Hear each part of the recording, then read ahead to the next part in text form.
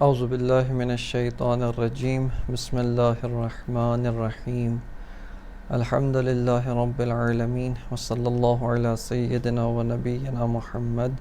وآلہ الطیبین الطاہرین۔ کتاب شریف بدایت الحکمہ میں وارد ہونے سے پہلے بعض مقدمات آپ دوستان کی خدمت میں عرض کیے گئے، جن میں سے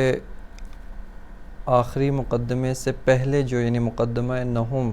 جس کے اندر کتاب بدایت الحکمہ کے بارے میں بعض عرائض عرض کی گئی تھیں، اس کتاب کا اجمالی تعارف، اس کتاب کو لکھنے کے پیچھے علامہ طباطبائی کی غرض اور ہدف کیا تھا، وہ آپ کی خدمت میں پیش کیا۔ یہاں پر کتاب بدایت الحکمہ کے بارے میں ایک اور نقطہ جس کو بیان کر کے انشاءاللہ تعالی مقدمہ دہم میں وارد ہوں گے، اور اس کے بعد انشاءاللہ تعالی خداوند متعال کے حول و قوت سے اسی درس میں کتاب کے اندر وارد ہوں گے اور خود علامہ کی فرمائشات اور ان کے جو بیانات ہیں ان سے استفادہ کریں گے۔ کتاب بدایت الحکمہ جس طرح سے کہ ایک محوری کتاب ہے اور علم فلسفہ کی پہلی کتاب شمار کی جاتی ہے اور درسی کتاب ہے، یعنی کئی سال سے جو ہے وہ درسی کتاب کے طور پر یہ پڑھائی جاتی ہے اور پڑھی جاتی ہے۔ درسی کتاب کی اساس پر بہت ساری شروحات وجود میں آتی ہیں، لیکن جو کتاب درسی نہ ہو، یعنی جس کتاب کو درسی ہونے کا رتبہ حاصل نہیں ہوتا، اگر وہ کتاب مطالب علمی میں بہت عالی کتاب شمار کی جاتی ہے، اس صورت میں علماء و حکماء و دیگر بزرگان اس کی طرف توجہ کرتے ہیں، اس کی شروحات لکھتے ہیں اور اس کے مطالب کو وضاحت کے ساتھ بیان کرتے ہیں۔ لیکن اگر وہ کتاب درسی ہونے کے علاوہ یعنی درسی نہ ہو اور بہت ہی علمی مطالب نہ بھی رکھتی ہو، اس صورت میں ایسی کتابوں کی طرف توجہ نہیں کی جاتی اور ان کتابوں کے مطالب کو شرح یا حاشیہ یا تعلیقے کی شکل میں مزید وضاحت کے ساتھ کھولا نہیں جاتا ہے۔ لیکن جو کتاب درسی ہو جائے، یعنی اس کو درسی کتاب ہونے کا درجہ مل جاتا ہے، اس کتاب کی متعدد شروحات لکھی جاتی ہیں، اس کتاب کے اوپر بزرگان آ کر تعلیقات لگاتے ہیں اور اس کتاب کے بارے میں مختلف زاویوں کے ساتھ، مختلف جو ہے وہ نگاہوں اور مختلف نظریات کے ساتھ اس کتاب کی طرف توجہ کرتے ہیں۔ اسی طرح بدایت الحکمہ کی متعدد شروحات لکھی گئی ہیں کہ جن میں سے بعض شروحات فارسی زبان میں ہیں اور بعض شروحات عربی زبان کے اندر لکھی گئی ہیں، کہ یہاں پر ہم ان میں سے بعض کا نام لیں گے اور ان کا تعارف کے تفصیلی فہرست جو درس کا خلاصہ آپ کی خدمت میں پیش کیا جاتا ہے اور درس کے ساتھ جو فائل آپ کے سامنے دی جاتی ہے، اس کے اندر یہ ساری تفاصیل جو ہے وہ موجود ہے۔ ایک ہے ایضاح الحکمہ فی شرح بدایت الحکمہ، کہ یہ جناب استاد علی ربانی گلپائگانی کے ایک مشہور فلسفی شخصیت ہیں، انہوں نے کتاب بدایت الحکمہ کی شرح کی ہے۔ اسی طرح ایک شرح بدایت الحکمہ استاد علی شیروانی، استاد دکتر علی شیروانی، یہ شارح بدایت الحکمہ ہیں اور انہی کی جو فارسی کی شرح ہے یہ عربی کے اندر دروس فلسفیۃ فی شرح بدایت الحکمہ کے نام سے ترجمہ ہوئی ہے۔ اس کے علاوہ ایک اور بدایت الحکمہ کی شرح آیت اللہ محمد علی گرامی نے کی ہے، مشہور و معروف استاد بھی ہیں اور ایک فلسفی شخصیت ہیں، کہ انہوں نے بھی کتاب بدایت الحکمہ کی شرح کی ہے۔ اس کے علاوہ ایک شرح جو قابل تعلیقہ ہے بدایت الحکمہ کے اوپر، جو قابل توجہ ہے اور دوستان انشاءاللہ تعالی اپنے مطالب کے ساتھ ساتھ اس کی طرف بھی توجہ کریں، دروس کے ساتھ ساتھ اس کو بھی نگاہ میں رکھیں، وہ تقریر درسۂ بدایت الحکمہ حضرت استاد غلام رضا فیاضی ہے، کہ انہوں نے جو بدایت الحکمہ کی تدریس کی تھی، جو اس کو پڑھایا تھا، اس کو بعد میں کتابی شکل میں تحریر کیا گیا ہے۔ اسی طرح ایک اور تعلیقات بدایت الحکمہ حضرت استاد حجت الاسلام والمسلمین علی امینی نژاد کے جو بندہ حقیر کے بھی استاد ہیں اور ان کے سامنے شرف تلمذ ہمیں حاصل ہوا، انہوں نے بھی کتاب بدایت الحکمہ کے اوپر تعلیقات لگائے ہیں، یعنی اس کے مطالب کو تعلیقات کی شکل میں بیان کیا ہے۔ کہ یہ بھی بدایت الحکمہ کے بارے میں ایک بہت ہی اہم اور گراں قدر اثر ہے۔ بدایت الحکمہ کے بارے میں شروحات کو بیان کرنے کے بعد سے اب ہم اپنے مطلب دہم میں وارد ہوتے ہیں، اور وہ خود علم فلسفہ کس طرح سے پڑھا جائے، اس کے ساتھ ساتھ کون کون سے کام انجام دینے کی ضرورت ہے، اور علم فلسفہ کو کس طریقے سے انسان ہضم کرے، کس طریقے سے اس کو اپنے جان اور نفس کا حصہ بنائے۔ یہاں پر مقدمے کے طور پہ خود اس مقدمہ دہم میں ایک مقدمے کے طور پہ ایک مطلب اول جو آپ کی خدمت میں عرض کیا جا رہا ہے وہ یہ ہے کہ کسی بھی علم کو کوئی طالب علم 3 طرح سے پڑھ سکتا ہے، یعنی تحصیل علم،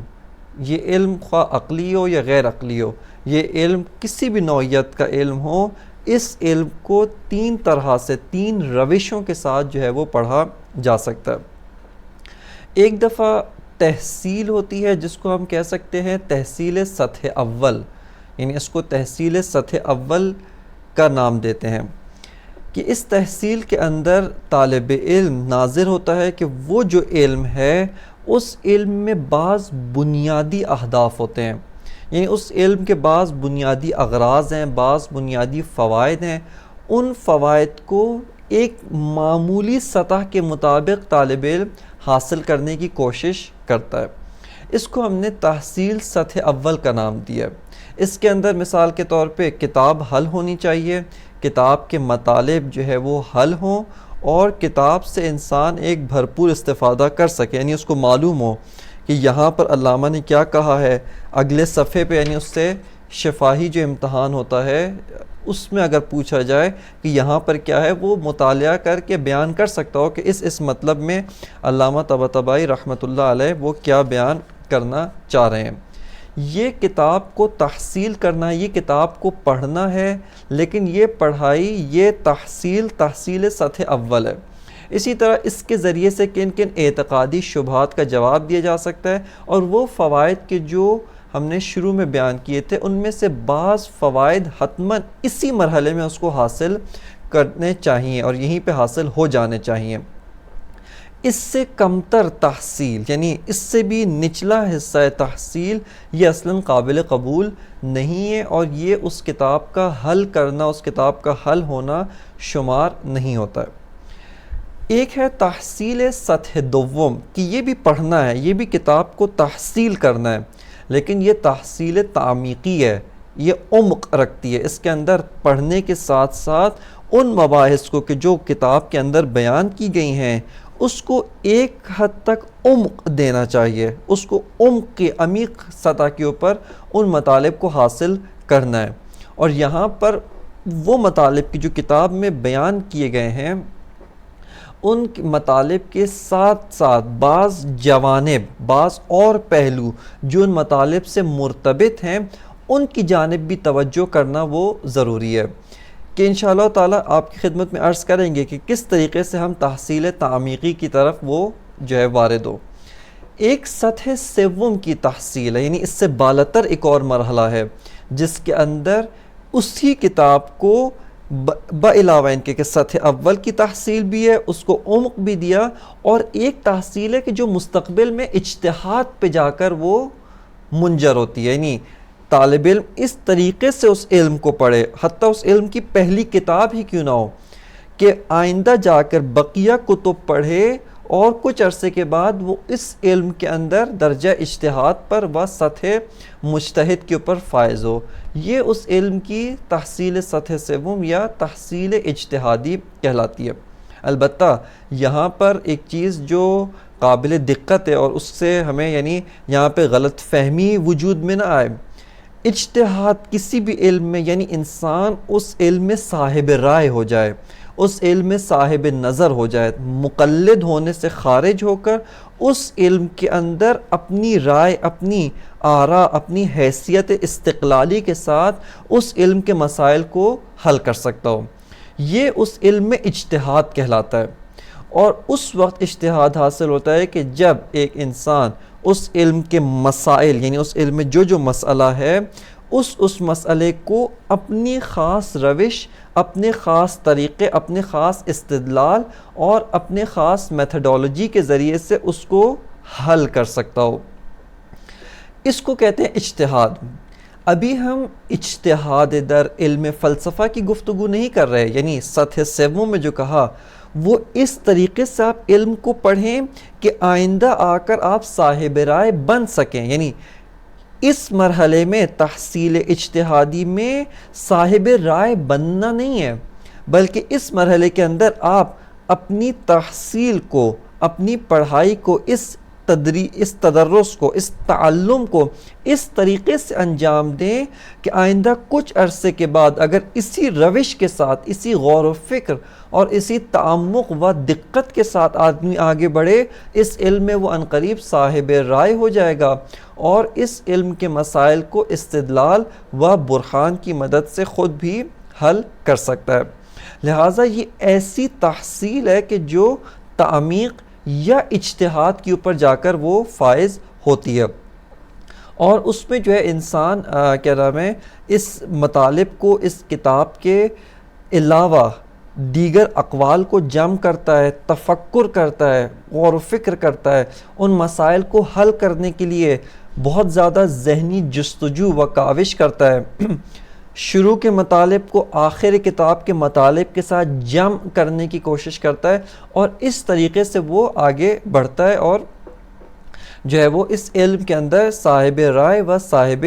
اجتہاد ہوتا جاتا ہے۔ لہٰذا یہاں پر یہ تین سطح اول، سطح دوم و سطح سوم، جس کو ہم نے سطح اجتہادی یا تحصیل اجتہادی کا نام دیا ہے، ان تینوں کے اندر جو ہے وہ اس کتاب بدایت الحکمہ کو حل کرنے کی کوشش کرنا چاہیے۔ یہاں پر ایک مطلب اور جو آپ کی خدمت میں عرض کرنا ہے وہ یہ ہے کہ ہماری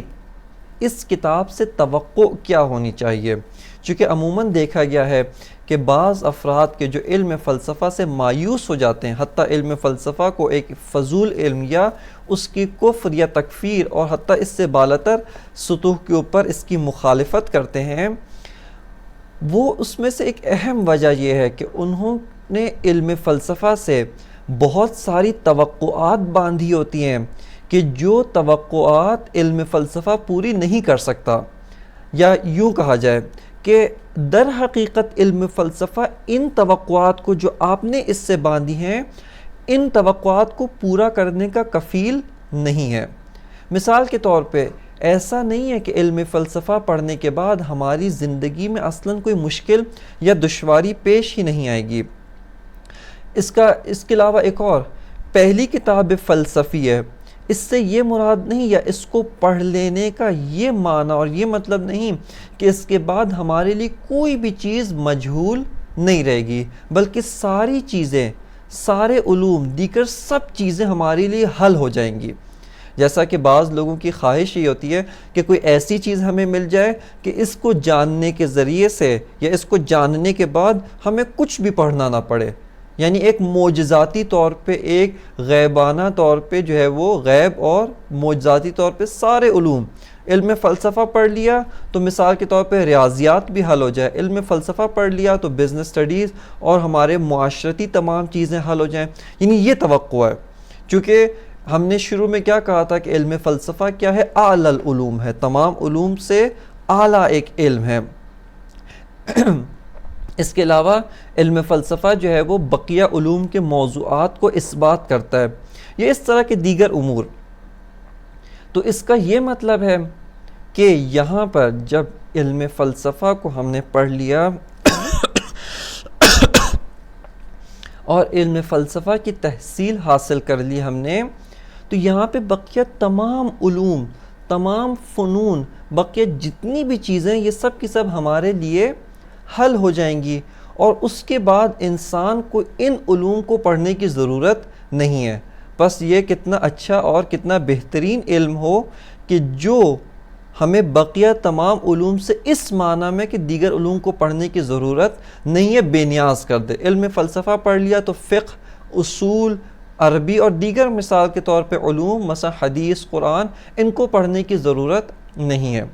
یہ توقع ایک بیجا توقع ہے، اور علم فلسفہ اس چیز کا مدعی بھی نہیں ہے. یعنی علم فلسفہ نے یہ ادعا نہیں کیا کہ آپ اگر اس علم کو پڑھ لیں اس کے بعد اصلاً کسی اور علم کو پڑھنے کی ضرورت ہی نہیں رہے گی. اور اگر اس توقع کے ساتھ آپ علم فلسفہ میں وارد ہوں گے کچھ عرصے بعد آپ کو مایوسی کا سامنا کرنا پڑے گا. کیوں؟ چونکہ آپ کی یہ توقعات جو بیجا توقعات ہیں وہ اس علم سے پوری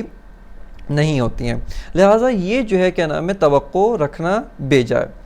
اس کے علاوہ خود پہلی کتاب جب ہم کہہ رہے ہیں کہ یہ علم فلسفہ کی پہلی کتاب ہے اس پہلی کتاب سے بھی یہ توقع نہ ہو کہ ہم اس کتاب میں آخری کتاب یعنی اسفار اربعہ حکمت متعالیہ فی اسفار اربعہ کہ جو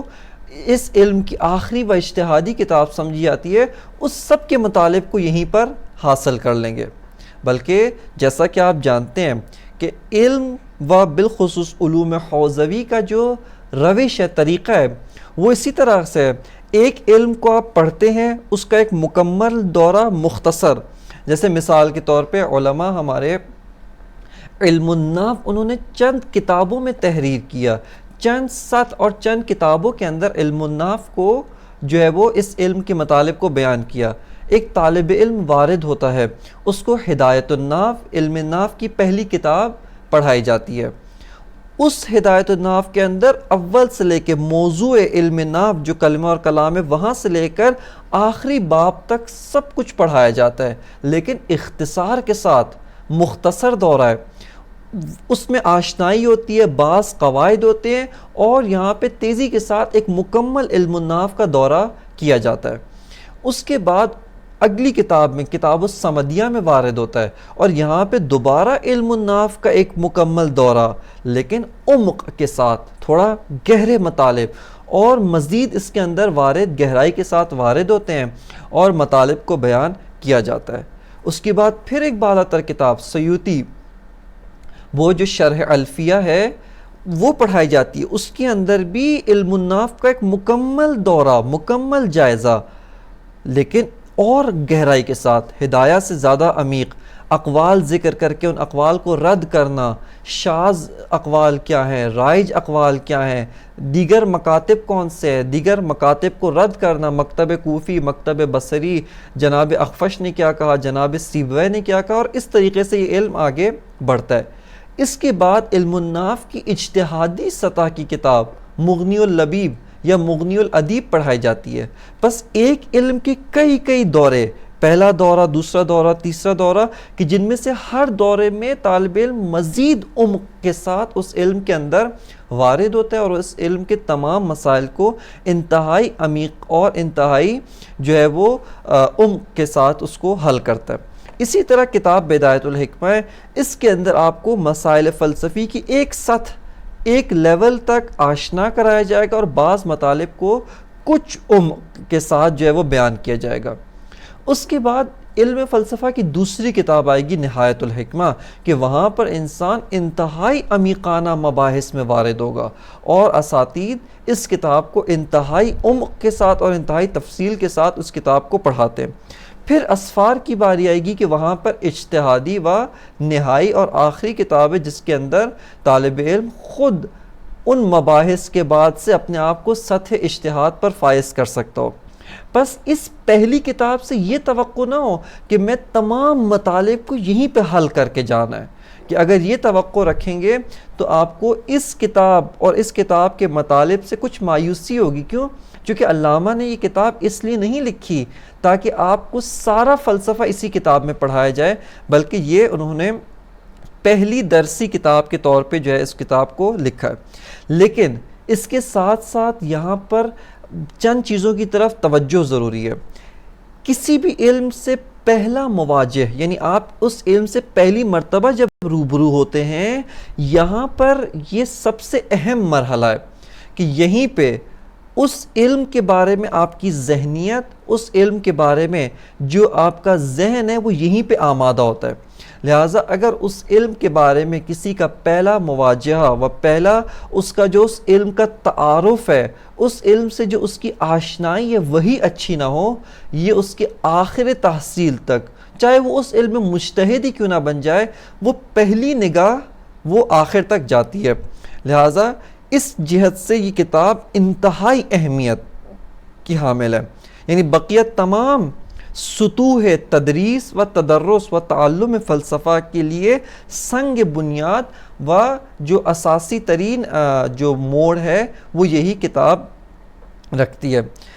یہاں پر چند چیزوں کی طرف دقت کرنا جو ہے وہ ضروری ہے کہ پہلی کتاب کے بعض تقاضے بھی ہوتے ہیں، جس طرح سے آپ کی خدمت میں عرض کیا، پہلی کتاب سے آپ کو کیا توقع رکھنی چاہیے کہ مسائل فلسفی کو درست طور پہ تصور کرنے سے مراد یعنی اول مبادئ تصوری اس کے حل ہوں۔ جب ہم وجود کہتے ہیں اس کا کیا مطلب ہے، ماہیت کہتے ہیں کیا مطلب ہے، بداہت کہتے ہیں اس کا کیا مطلب ہے، اور اس طرح کی چیزیں کہ بعض اصطلاحات یہاں پہ آپ کی خدمت میں عرض کیا جائے، جیسے پہلا بھی عرض کیا تھا، المنطق مرحوم مظفر کی جو کتاب ہے وہ کم از کم اس کتاب بدایت الحکمہ میں وارد ہونے کے لیے شرط لازمی ہے کہ اگر وہ کتاب نہیں پڑھی ہوئی ہو تو جا بجا اس کتاب کے اندر مشکل پیش آئے گی، اور ہم آپ کی خدمت میں جا بجا اس کتاب کا حوالہ بھی دیں گے، بلکہ انشاءاللہ تعالی کوشش یہی ہوگی کہ آئندہ آنے والی جو مباحث یعنی اگلے درس میں جس بحث کو ذکر کرنا ہے اور اس بحث سے مربوط جو مسائل منطقی ہیں جو اس کے اندر اہمیت کے حامل ہیں ان کا حوالہ دیا جائے، اور یہ کہا جائے کہ اگر ان مسائل کو عمیق طور پہ حل کرنا چاہتے ہیں حتماً منطق کی ان مباحث کو آپ نے مطالعہ اور ان مباحث کو حتماً دیکھ کر آنا ہے، لہٰذا یہ ضروری ہے۔ اس کے علاوہ تصویر سازی، جیسا آپ کی خدمت میں عرض کر رہا تھا کہ مبادئ تصوری اس بحث کے حل کرنا، مبادئ تصدیقی، اور دقیق طور پہ اصل جو مسائل فلسفی کا جو محوری نقطہ ہے وہ اسی کے مبادئ تصوری کو عمیقاً و دقیقاً حل کرنا ہے، کہ اگر یہ حل ہو جائیں تو بہت سارے اساتید فرماتے ہیں اور درست اور بجا فرماتے ہیں کہ اکثر مشکلات فلسفے کے اندر وہ مسائل کا درست تصور کرنا، موضوع اور محمول کا صحیح طور پہ تصور نہ کرنے کی وجہ سے پیش آتے ہیں، لیکن اگر درست تصور ہو جائے تو یہی مسئلہ جائے کہ بدیہی، یعنی ممکن ہے بدیہی اصلا استدلال کا محتاج ہی نہ ہو بلکہ بدیہی ہو، لہٰذا درست طور پہ مسائل کو تصور کرنا۔ دوسری چیز محل نزاع، یعنی دقیقاً ایک گروہ جب استدلال لا رہا ہے دوسرا استدلال اس کے مخالف لا رہا ہے، ان میں جو محل نزاع ہے وہ کیا ہے، کس نقطے کو ایک اثبات کرنا چاہ رہا ہے دوسرا اسی کو رد کرنا چاہ رہا ہے، اور اگر محل نزاع دقیق طور پہ روشن ہو جائے آپ دیکھیں گے کہ جائے کہ ان کا نزاع لفظی ہے، یعنی ایک گروہ جس کو اثبات کر رہا ہے دوسرا دقیقاً اس کو رد نہیں کر رہا بلکہ اس کے ارد گرد بعض اور چیزیں ان کو رد کر رہا ہے، لہٰذا آپ دیکھیں گے کہ ان دونوں کے اقوال و ان دونوں کے جو مطالب ہیں یہ دقیقاً قابل جمع ہیں، ان کو ہم جمع کر سکتے ہیں، ان کو جو ہے وہ ان میں تنافی و تناقض نہیں پایا جاتا، لہٰذا درست طور پہ محل نزاع کو ملاحظہ کرنا۔ تیسری چیز جو یہاں پر دقت کے ساتھ دیکھنے کی ضرورت ہے وہ ایک مسئلہ یا ایک بحث ہے اس کا ورود اور خروج ہے۔ ورود اور خروج کا معنی کیا ہے، یعنی کس طریقے سے علامہ طباطبائی اس بحث کے اندر و اس مسئلے کے اندر وارد ہو رہے ہیں۔ ہر مسئلے کے اندر ہر طرح سے تو وارد نہیں ہوا جاتا بلکہ خاص طرح سے اس مسئلے کے اندر وارد ہوا جاتا ہے، اور اس مسئلے کو حل کر کے اس مسئلے سے خاص طرح سے کیا ہو جاتا ہے، خارج ہوا جاتا ہے۔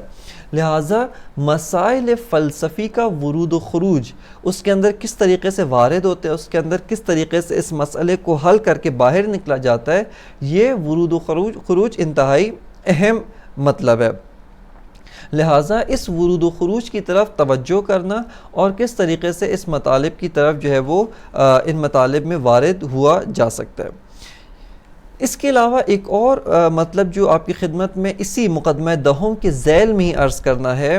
وہ یہ ہے کہ کتاب بدایت الحکمہ کے ساتھ ساتھ، یعنی ایک دفعہ آپ درس سنتے ہیں اس کے ساتھ ساتھ بعض کام انجام دینے کی ضرورت ہے تاکہ آپ دقیقاً مسائل فلسفی کو ہضم کر سکیں۔ جیسا کہ روش حوزوی و داب حوزوی یہ ہے کہ کسی بھی علم کو کئی سطوح میں پڑھا جاتا ہے، ایک سطح میں پھر اس علم کا دوسرا دورہ، تیسرا دورہ، اور کئی سطوح میں اس علم کو پڑھا جاتا ہے۔ اس کے ساتھ ساتھ ایک اور جو حوزوی داب و حوزوی روش ہے وہ یہ کہ ایک علم کو صرف کلاس میں نہیں پڑھا جاتا، بلکہ اسی علم کو اس کے بعد مطالعہ کیا جاتا ہے، اسی کے ساتھ ساتھ اس علم کا مباحثہ کیا جاتا ہے، چند افراد و طالب علم آپس میں بیٹھ کر اس علم کے مسائل کے بارے میں تبادلہ خیال کرتے ہیں اور ایک دوسرے کو جو ہے اس علم کی عمیق فہم حاصل کرنے میں وہ مدد دیتے ہیں۔ لہٰذا یہاں پر یہ امور کہ جو آپ نے اس کتاب کے ساتھ ساتھ انجام دینے ہیں ان کی جانب اشارہ کیا جا رہا ہے۔ اول یہ کہ دیکھیں دروس کو بطور منظم ان کی طرف رجوع کرنا، یعنی یہاں پر یہ کرنا کہ بعض دروس سنیں اور بعض نہیں سنیں، بیچ میں سے کچھ دروس چھوڑ کر اس کے بعد کچھ دروس سننا، یہ عمل یا یہ کام اس علم کے سے آپ کے دل برداشتہ ہونے، اس علم کے بارے میں نگاہ منفی پیدا ہو جانے کا سبب بنتے ہیں۔ لہٰذا اس علم کے اندر جب وارد ہو رہے ہیں، علم فلسفہ میں وارد ہو رہے ہیں، تو دروس کو بطور منظم پیگیری کرنا، دروس کو بطور منظم سننا اور سن کر ان دروس سے جو نوٹس بنانا، یادداشت کرنا، ان کو لکھنا، یہ اس کا پہلا مرحلہ ہے کہ یہ مرحلہ آپ کہیں کلاسی، یعنی کلاس کے اندر جو کام انجام دینے والے ہوتے ہیں، یہ مرحلہ کلاس ہے کہ آپ درس کو سنیں مکمل توجہ اور عمق کے ساتھ اور تفکر کے ساتھ اور مکمل حاضر دماغی کے ساتھ سننا اور اس کے بعد اس کو لکھنا۔ دوسرا مرحلہ جو ہے وہ ہے مباحث کو دقیق طور پہ لکھیں اور جو ہے وہ ان سے ان کے مطالب کو یادداشت برداری کرنا، یعنی ان کو لکھنا منظم طور پہ، یہ دوسرا مرحلہ ہے۔ تیسرا مرحلہ جو ہے درس کا مطالعہ کرنا، یعنی دوبارہ کلاس کے بعد سے اس درس کا دوبارہ روزانہ کی بنیاد پر مطالعہ کرنا، کہ یہاں پر مطالعہ بھی دو سطح میں انجام دینا چاہیے۔ ایک دفعہ ایک مطالعہ سری ہے جس کے اندر تیزی سے 10 منٹ کے اندر طالب علم یہ مرور کرتا ہے، اس کے اندر یہ دوبارہ مکمل درس کے اوپر ایک نگاہ ڈالتا ہے کہ اس درس میں 45 منٹ یا 50 منٹ کے اس درس کے اندر کلی طور پہ کیا مطالب تھے جن کو استاد نے بیان کیا، یہ ایک مطالعہ ہے۔ اس کے بعد سے ایک عمیق مطالعہ ہے۔ عمیق مطالعے کے اندر آپ اس درس کے ایک ایک چیز، ایک ایک سطر، کتاب کے مطالب، کتاب میں علامہ کی مباحث یا کتاب سے خارج جو امور بیان کیے گئے ہیں، ان کو ایک ایک لفظ کو، ایک ایک جز کو یہاں پر جو ہے وہ کھول کر دیکھا جاتا ہے، ان کی طرف توجہ کی جاتی ہے اور اس میں غور و فکر کیا جاتا ہے۔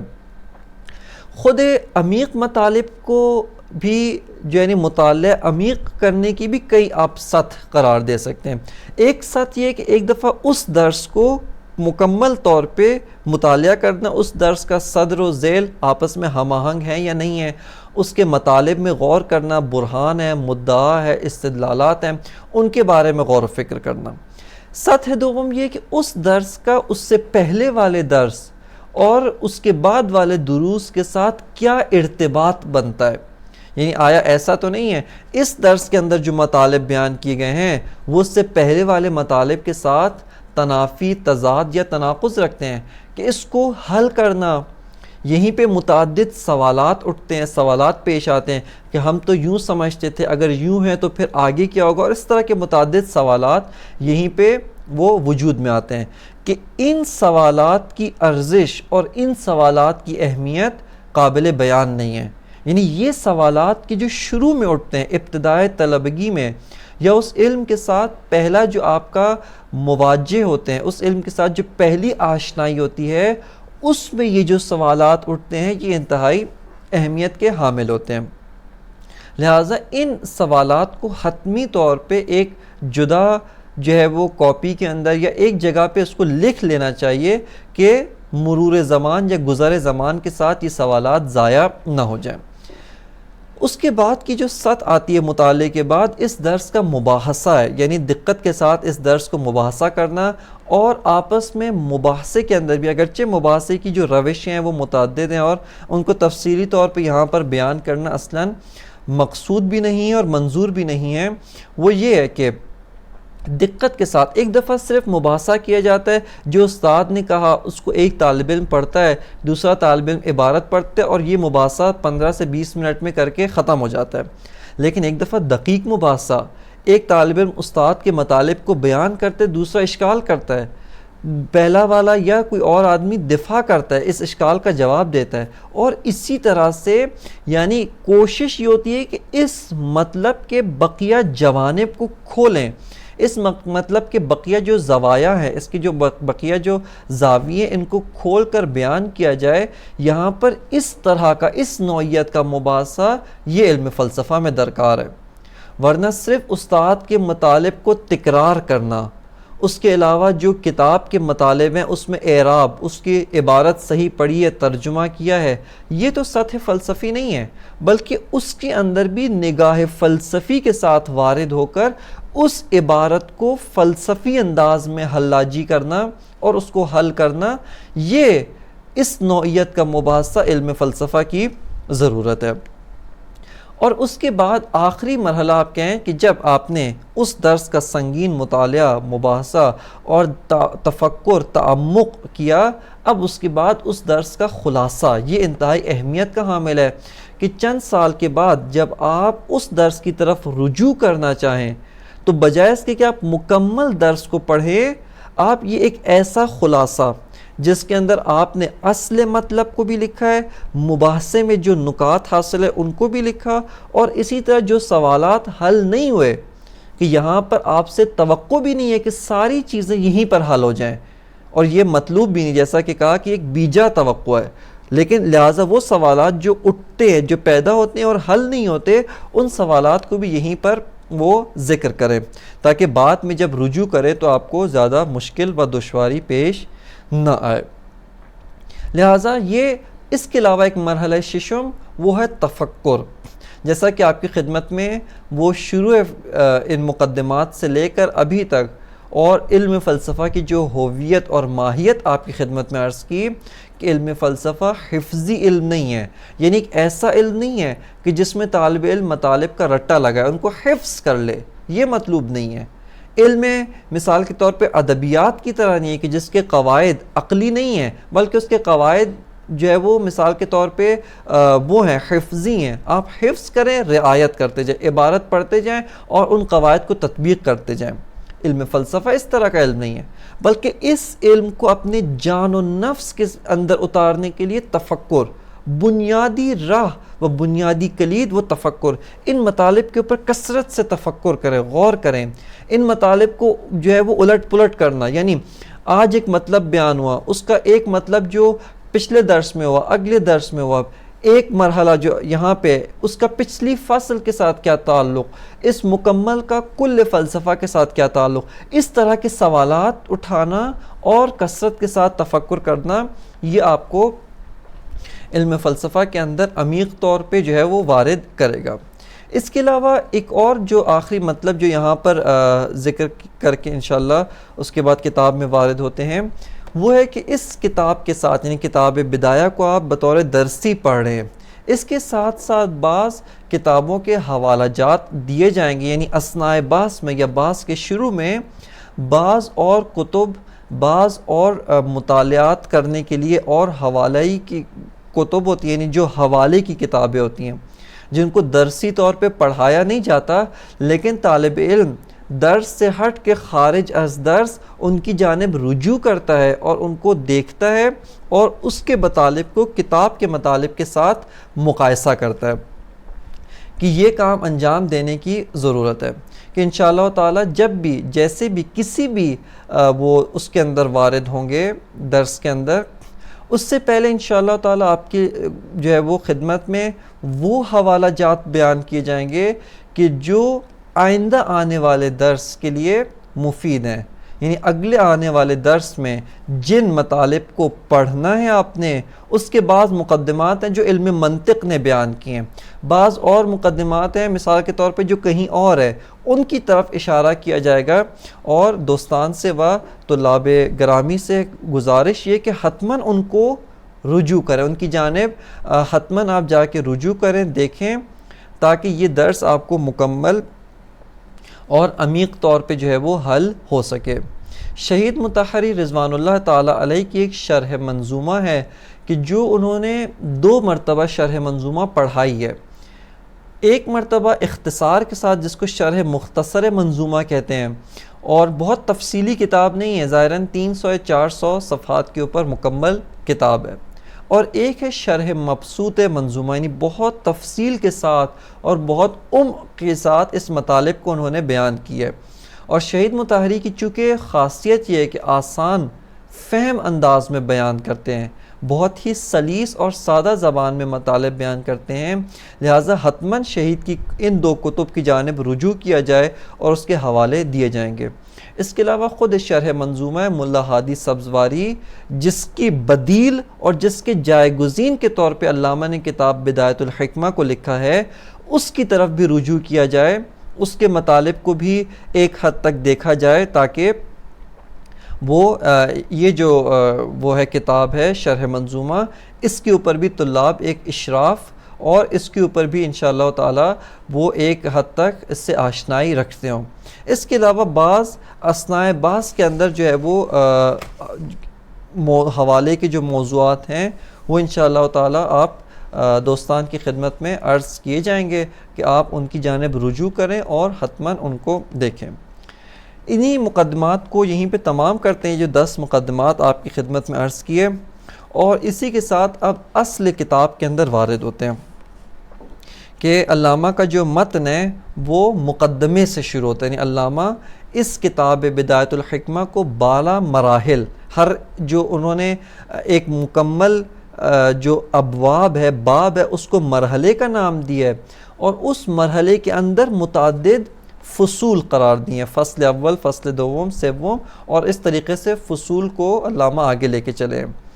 ان 12 مراحل سے پہلے علامہ نے ایک مقدمہ ذکر کیا ہے، جس مقدمے کے اندر بعض مطالب کو علامہ طباطبائی رحمۃ اللہ علیہ نے وہ بیان کیے ہیں۔ کتاب کو شروع کرتے عبارت بھی ساتھ ساتھ پڑھتے جائیں گے، البتہ یہاں پہ ایک اور مطلب جو ابھی ذکر کر دوں اس سے پہلے کہ کتاب میں وارد ہوں، اور وہ یہ ہے کہ یہاں پر روش تدریس کیا ہوگی، یعنی بندہ حقیر کس طریقے سے اس کتاب کو آپ کی خدمت میں اس کتاب کے مطالب کو پیش کرے گا، کہ یہاں پر پہلے کوشش کریں گے اس کتاب کی سطح اول کو حل کیا جائے، جس طرح سے آپ کی خدمت میں 3 سطوح بیان کیے ہیں۔ سطح اول یعنی عبارت، مطالب، علامہ کی مراد کیا، علامہ کہنا کیا چاہ رہے ہیں، کن مطالب فلسفی کو پیش کر رہے ہیں، ان کو یہاں پہ عمیقاً جو ہے وہ بیان کیا جائے گا۔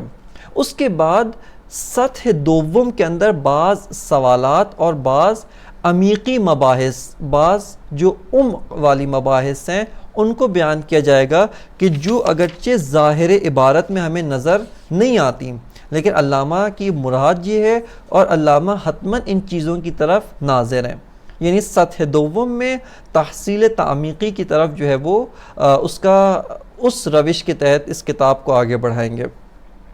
اور سطح سوم یعنی اسی فصل اور اسی کے ذیل میں سطح سوم کے ذیل میں جو ہے وہ انشاءاللہ بعض اور حوالہ جات کو لا کر اس مطلب میں کچھ اقوال جس حد تک اس کتاب کی سطح ہے اس کے مطابق جو ہے وہ مطالب کو یہیں پر بیان کیا جائے گا، لہٰذا اس ترتیب کے ساتھ جو انشاءاللہ اس کتاب کے اندر وارد ہوں گے۔ بسم اللہ الرحمن الرحیم۔ مقدمۃ فی تعریف ھذا الفن و موضوعہ و غایتہ،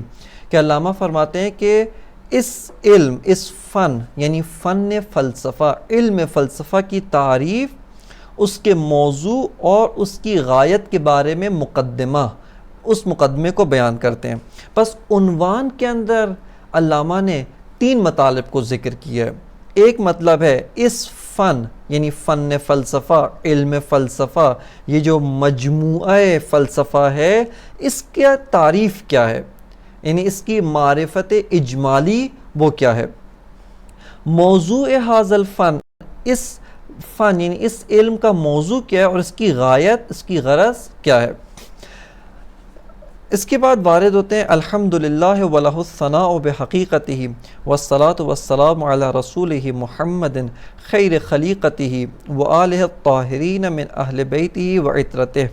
کہ یہاں پہ خداوند متعال کی حمد و ثنا اور حضرت محمد صلی اللہ علیہ وآلہ وسلم کے اوپر درود اور ان کی آل پاک اور اہل بیت کے اوپر درود و سلام بھیجتے ہیں۔ اب یہاں سے علامہ ان تین مطالب کو، یعنی اس علم فلسفہ کی تعریف، علم فلسفہ کا موضوع اور علم فلسفہ کی غرض اور غایت کے بارے میں دو طرح کا بیان رکھتے ہیں، یعنی انہی تین امور کو علامہ طباطبائی دو طرح سے بیان کرتے ہیں۔ پہلا جو پیراگراف ہے الحکمت الالہیہ سے لے کر لیس بموجود حقیقی، یعنی توضیح ذالک سے پہلے تک، یہ بیان اجمالی ہے کہ اس کے اندر ایک اجمالی طور پہ انہی تینوں مطالب کو بیان کرتے ہیں، اور اس کے بعد سے توضیح ذالک سے لے کر آخر فصل تک انہی تین چیزوں کو علامہ تفصیل کے ساتھ انتہائی عمیق طور پہ ان کے بارے میں جو ہے وہ مطالب کو بیان کرتے ہیں۔ جو علامہ کی وضاحت اجمالی ہے، توضیح اجمالی ہے، اس کے اندر بیان فرماتے ہیں کہ حکمت الہیہ جو خود علم فلسفہ، جیسا آپ کی خدمت میں مقدمہ اول کے اندر عرض کیا تھا کہ علم فلسفہ کی متعدد جو ہے وہ اصطلاحات ہیں، اور یہاں پہ جو فلسفے کی اصطلاح مراد ہے وہ فلسفہ بمعنی خاص ہے، یعنی مجموعہ مسائل کہ جو ایک موضوع، ایک غرض و غایت اور روش خاص رکھتے ہیں، اس کو علم فلسفہ کہتے ہیں، اور علامہ اسی کی طرف جو ہے وہ ناظر ہیں۔ ورنہ علم فلسفہ یا فلسفہ بمعنی عام، جس کے اندر تمام علوم حقیقی، یا وہ علوم نظری ہوں یا علوم وہ عملی، حکمت نظری ہو یا حکمت عملی، دونوں آتے ہیں، وہ ایک علم نہیں ہے بلکہ وہ ایک مجموعہ علوم ہے، یعنی بہت سارے علوم کا ایک مجموعہ ہے کہ وہ یہاں پہ مراد نہیں ہے۔ اس علم فلسفہ یعنی حکمت بمعنی حکمت الہیہ بھی اس کو کہا جاتا ہے، اور دیگر اسامی ہیں کہ انشاءاللہ تعالی جہاں پر اسامی علم فلسفہ کو اسی مقدمے کے اندر علامہ ذکر فرماتے ہیں، وہیں پہ اس کے بارے میں آپ کی خدمت میں عرض کیا جائے گا۔ اور وہ یہ ہے، کہتے ہیں، فرماتے ہیں کہ حکمت الہیہ کیا ہے؟ کہتے ہیں علم ہے کہ جس سے بحث کی جاتی ہے، جس کے اندر بحث کی جاتی ہے احوال الموجود بما ہوا موجود۔ کہتے ہیں کہ علم فلسفہ وہ علم ہے جس میں موجود بما ہوا موجود کے احوال اور اس کے عوارض ذاتیہ سے بحث کی جاتی ہے۔ موجود بما ہوا موجود، یہاں پہ ان چیزوں کی چونکہ جہاں پہ علامہ توضیح ذالک بیان کریں گے وہیں پہ ان امور کی وضاحت بھی آئے گی کہ انشاءاللہ تفصیل کے ساتھ وہیں پہ بیان کریں گے، لیکن اس بیان اجمالی کو حل کرنے کے لیے اور اس بیان اجمالی کو مکمل طور پہ تطبیق عبارت کے ساتھ کرنے کے لیے یہ مطلب آپ کی خدمت میں عرض کرتے ہیں، اور اسی کے اوپر وہ آج کا درس آپ کے خدمت میں جو ہے وہ تمام کریں گے۔ اور وہ یہ ہے، ایک علم جو ایک مجموعہ مسائل ہے، یعنی ایسا جو ایک مسائل کے مجموعے کا نام ہے، چونکہ علم کی بھی متعدد اصطلاحات ہیں۔ ایک علم جو منطق میں ہوتا ہے کہ علم یا تصوری یا تصدیقی، وہ یہاں مراد نہیں ہے۔ اس علم سے مراد حصول صورت الشیء عند العقل یا فی العقل ہوتا ہے یا فی النفس ہوتا ہے، کہ کسی بھی شے کی صورت کا ذہن میں آنا یا عقل میں آنا، اس کو علم کہا جاتا ہے، اور وہ اصطلاح یہاں پر مراد نہیں ہے۔ یہاں پر علم کی جو اصطلاح مراد ہے وہ علم کی اصطلاح علم بمعنی مجموعہ مسائل کہ جو ایک موضوع کے محور میں قرار پاتے ہیں، ایک خاص غرض و غایت رکھتے ہیں، اور ان کا ایک ہدف اور ایک خاص روش ہوتی ہے۔ اس علم کے اندر اس موضوع کے جو وہ ہوتے ہیں عوارض ذاتیہ، احوال، اس موضوع کے ہر احوال نہیں بلکہ احوال ذاتیہ کے ہیں، شؤون ذاتیہ، عوارض ذاتیہ، ان سے اس علم کے اندر گفتگو اور بحث کی جاتی ہے۔ لہٰذا حکمت الہیہ یا علم فلسفہ کون سا علم ہے؟ علم فلسفہ، علامہ فرماتے ہیں کہ علم فلسفہ کی تعریف کو اگر آپ دیکھنا چاہتے ہیں علم فلسفہ کے اوپر سے نگاہ کرنا چاہتے ہیں، علم فلسفہ وہ علم ہے کہ جس میں موجود بما ہوا موجود کے احوال کو دیکھا جاتا ہے، جس میں واقعیت، حقیقت، ہستی، اشیاء، یعنی جو واقعیت ہے اس واقعیت کے جو احوال ہیں، اس واقعیت کے جو اس کے عوارض ذاتی ہیں، کہ عوارض ذاتیہ کی اصطلاح کو کھولیں گے انشاءاللہ، اس کی بھی وضاحت کریں گے۔ اس کے جو عوارض ذاتیہ ہیں، ان عوارض ذاتیہ کو بیان کرنا اس کا کفیل علم فلسفہ ہے، لہٰذا اس میں ان عوارض ذاتیہ کو جو ہے وہ بیان کیا جاتا ہے۔ موضوع علم فلسفہ کیا ہے؟ موضوع علم فلسفہ موجود من حیث الموجود، یعنی ہم واقعیت اشیاء کے جو ایک پہلو ہے، جو پہلو عمومی ہے، ایک پہلو عام ہے جس کے اندر تمام واقعات شریک ہیں، اور وہ ان کی موجودیت ہے، ان کا ہونا، ان کی ہستی ہے، ان کا وجود ہے، ان کا حقیقی پہلو یہی ان کا وجودی اور ان کا جو ہے وہ موجودیت کا پہلو ہے۔ ہم اشیاء کی طرف اس پہلو سے اور اس نگاہ سے جو ہے وہ نگاہ ڈالیں گے، یعنی اشیاء کو، موجودات کو، اشیاء کے جو بقیہ پہلو ہیں، بقیہ جوانب ہیں، ان سے قطع نظر کر کے ان کے جنبہ موجودیت، ان کا جنبہ واقعیت، اس واقعیت کی جہت سے ان کا مطالعہ کریں گے۔ پس یہاں پہ موجود بما ہوا موجود یعنی اشیاء کا جو جنبہ واقعی ہے، جنبہ واقعیت ہے اور جنبہ وجودی ہے، اس کی جہت سے وہ بحث کی جاتی ہے۔ اور اس علم کی غرض اور غایت کیا ہے؟ فرماتے ہیں اس علم کا جو غرض ہے، اس علم کا جو ہدف ہے، غایت ہے، وہ یہ ہے کہ آپ ان موجودات کی معرفت حاصل کریں۔ لیکن کس طرح سے معرفت؟ معرفت بھی ہر نوع کی معرفت نہیں۔ مثال کے طور پہ آپ کے سامنے اس وقت جو ہے وہ کتاب رکھی ہے، ایک دفعہ کتاب کی معرفت ہے، ایک دفعہ اس کتاب کی جو معرفت حاصل کی جاتی ہے وہ اس طرح سے اس میں کتنے صفحات ہیں، یہ معرفت علم فلسفہ کے لیے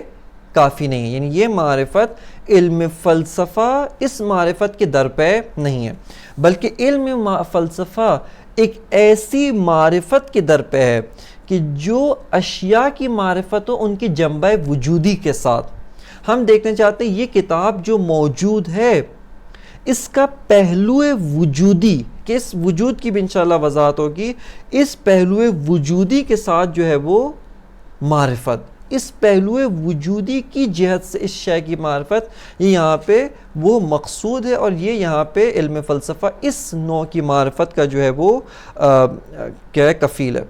اس کے علاوہ علم فلسفہ ایک اور قسم کی معرفت جس کا کفیل ہے وہ یہ ہے کہ موجودات میں فرق کرنا۔ بعض موجودات ایسے ہیں کہ جن کو ہم موجود سمجھ رہے ہیں لیکن حقیقت میں وہ موجود نہیں ہوتے۔ کس کی مثالیں علامہ خود آگے جہاں وضاحت اور تفصیلی بیان پیش کریں گے وہاں پر اس کی وضاحت لائیں گے، مثالیں بھی لائیں گے۔ مثال کے طور پہ